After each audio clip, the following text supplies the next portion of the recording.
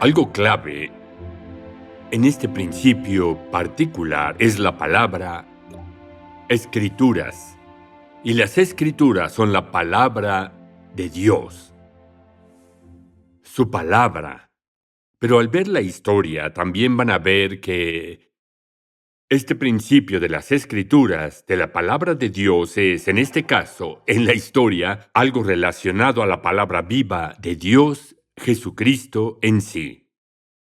Así que esta es la historia del libro de Lucas, es los discípulos de Emaús. Sucedió luego de que Jesús murió y resucitó. En Lucas 24:13, aquel mismo día, dos de los discípulos se dirigían a un pueblo llamado Emaús, a unos 11 kilómetros de Jerusalén. Cada vez que leo eso, me remonto a un día cuando iba en autobús. Iba, creo yo, dirigiéndome al valle de Ela. El valle de Ela era donde David y Goliat se habían confrontado. Faltaba poca distancia para llegar a aquel valle, y vi un letrero en el camino.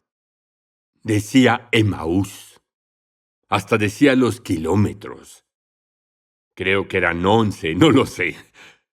Pero al pensar en Emaús pienso en lo que pasó y pienso en esa aldea. Siempre pienso en esa experiencia. Emaús es todavía una aldea próspera, aunque esto pasó 2000 años atrás. Por cierto, no olviden que las historias del Antiguo Testamento no pasaron en ninguna otra parte del mundo. Lo que había pasado con David y Goliat años o siglos antes fue cerca de Emaús. Ahora Jesús, eran los días de Jesús, y estaba Emaús. Oigan esto.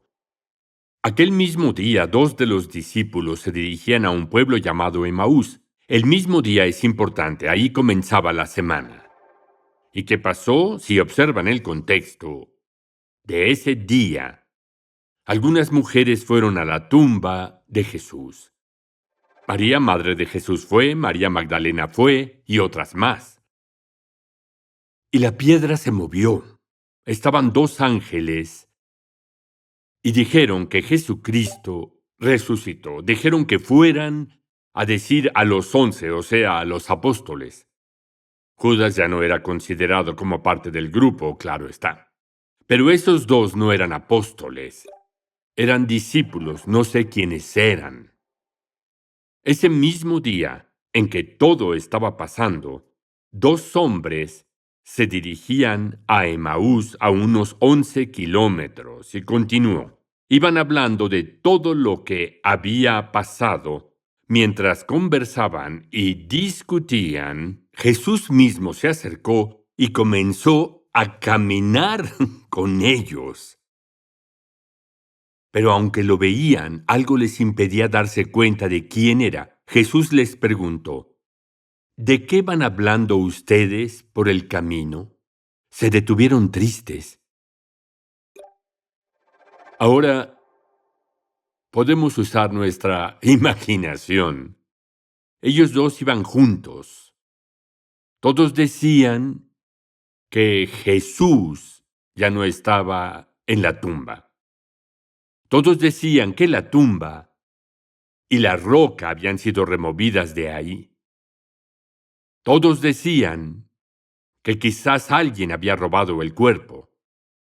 No sé qué hablaban esos hombres, pero me imagino que uno dijo, ¿qué pudo haber pasado? El otro pudo decir, robaron el cuerpo. Eso es lo que dicen los romanos. No, dijo el otro, no puede ser. Pues él dijo, lo oímos decir, que iba a resucitar. Como Tomás. ¿Recuerdan? Quizá uno dijo, no voy a creer que resucitó hasta que ponga mi dedo justo en su mano donde el clavo lo perforó y no voy a creer hasta que toque su costado y vea en dónde penetró la lanza. Y de pronto, un hombre estaba junto a ellos, sin saber quién era. Dijo, ¿de qué están hablando?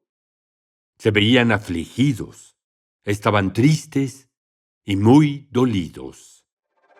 Es fascinante porque Jesús entró en la conversación. Vemos elementos humanos. Y Jesús después les dio un mensaje que viene de la Escritura. Lucas 24, 25 al 27. Entonces Jesús les dijo: «Oh insensatos y tardos de corazón para creer en todo lo que los profetas han dicho». Jesús no lo habrá dicho de mala manera. No creo que haya sido altivo. Creo que fue una respuesta tranquila. ¿No era necesario que el Cristo padeciera todas esas cosas y entrara en su gloria? Comenzando por Moisés y continuando con todos los profetas, les explicó lo referente a él. Oigan, esto es importante. En todas las Escrituras. Ahí hablaba de las Escrituras del Antiguo Testamento y los profetas, los cuales escribieron sobre Jesucristo y lo que pasaría con él. Y escribieron desde antes que iba a ser traicionado por 30 piezas de plata. Lo predijeron años antes. Piensen en la probabilidad de que 30 piezas de plata sean el precio de Jesús. Solo 30 piezas fueron predichas y fue una de muchas profecías. 30 piezas de plata. La probabilidad de que pasara por azar es increíble. Pero así pasó. 30 piezas de plata es otra variable de la predicción. Así que Jesús debió discutir todas esas situaciones. Comenzando por Moisés y continuando con todos los profetas, les explicó lo referente a él en las Escrituras. Ahora, mientras caminaban, Jesús dio la impresión de que continuaría, pero habían llegado a su destino. Y dijeron: «No te vayas». Así que Jesús se detuvo, luego entró y se sentó con ellos. Comió ahí, lo invitaron a su casa, tal vez. Oigan lo que dice, lo llamo respuesta del corazón. Luego, estando con ellos a la mesa, tomó el pan, lo bendijo, lo partió y se lo dio. Entonces se les abrieron los ojos y lo reconocieron. Ahora, hay un debate sobre si esto se refiere a lo que pasó en la última cena, donde Jesús tomó el pan y lo partió. Unos creen que fue una cena que compartieron el pan y de pronto, mientras comían juntos, Jesús reveló quién era, abrió sus ojos. Yo considero que partió ese pan como lo había partido con los apóstoles. Y de un modo sobrenatural el Espíritu de Dios reveló que era el cuerpo herido de Jesús y tal vez vieron sus manos con las heridas de clavos. Tal vez tomó su ropa y dijo: «Mi cuerpo que fue herido». Eso es posible. Sin embargo, lo que pasó fue que cuando lo reconocieron, desapareció. ¿Se imaginan cómo se pusieron? Debieron sentir mucha alegría por lo que vieron, emociones mezcladas. Pero él desapareció. Se decían el uno al otro: ¿no ardía nuestro corazón mientras conversaba con nosotros en el camino y nos explicaba qué? Las Escrituras. Mientras pensaba en esto, me dije a mí mismo: a menudo leemos las Escrituras minuciosa y académicamente sin responder a la emoción de leer la palabra. Es Dios quien habla y creo que eso transmite un principio importante y se relaciona al principio que tenemos aquí. Revela el poder de la Escritura. Pero todo eso vino de Dios. En Hebreos señaló: porque la palabra de Dios es viva y eficaz y más cortante que toda espada de dos filos, y penetra hasta la división del alma y del espíritu, de las coyunturas y de los tuétanos, y discierne los pensamientos y las intenciones del corazón. Leeré el principio para tener continuidad. Cuando estudiamos las Escrituras y escuchamos a otros enseñarlas y explicarlas, debemos responder con profunda gratitud, en especial cuando nos revelan al Cristo vivo. Y ahora la pregunta de reflexión. Al leer y estudiar la palabra de Dios, ¿qué podemos hacer para responder con profunda gratitud y deseos de andar en la voluntad de Dios? Hay muchas cosas. Una es reconocer la persona y la presencia del Espíritu que habita en cada creyente. Está en todos. Ahora, Él está en nosotros de manera callada, pero está.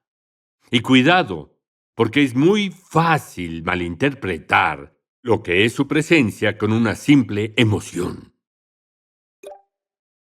Pero con su presencia callada, pueden sentir que Dios está. Eso es adorar. Es adorarlo, reconocer lo que es. Él desea abrir su corazón y que puedan sentir lo que es la palabra viva, Jesucristo. Segunda, debemos reconocer cualquier pecado que sea una terquedad de violar su voluntad al estudiar la Biblia. Y otra, pedir al Padre con el Espíritu que ilumine nuestra alma y mente. Admiro una oración personal de los Salmos. Abre mis ojos para que vea las verdades maravillosas que hay en tus enseñanzas. Diré la oración de Pablo para todos, la pondré junta, pero está en 2 segmentos, y quiero leerla en relación a lo que estamos hablando. Pablo oró por los efesios y por todos. Fue antes de que el Nuevo Testamento existiera, estaba en proceso. Esta es la oración, intenten personalizarla.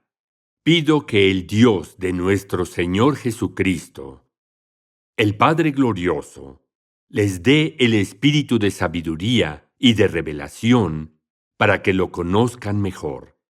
Pido también que les sean iluminados los ojos del corazón para que sepan a qué esperanza Él los ha llamado, cuál es la riqueza de su gloriosa herencia entre los santos y cuán incomparable es la grandeza de su poder a favor de los que creemos. Ese poder es la fuerza grandiosa y eficaz. Le pido que por medio del Espíritu y con el poder que procede de sus gloriosas riquezas, los fortalezca a ustedes en lo íntimo de su ser, para que por fe Cristo habite en sus corazones, y pido que arraigados y cimentados en amor, puedan comprender junto con todos los santos cuán ancho y largo, alto y profundo es el amor de Cristo. En fin, que conozcan ese amor que sobrepasa nuestro conocimiento, para que sean llenos de la plenitud de Dios. La plenitud de Dios se refiere a su carácter, a quién es Él. Y luego podremos ver que este pasaje termina con una maravillosa doxología. Se las diré, aquel que puede imaginar más de lo que podemos imaginar. Por el poder que obra en nosotros y por su presencia, para honrarlo y darle la gloria, Jesucristo es el Señor.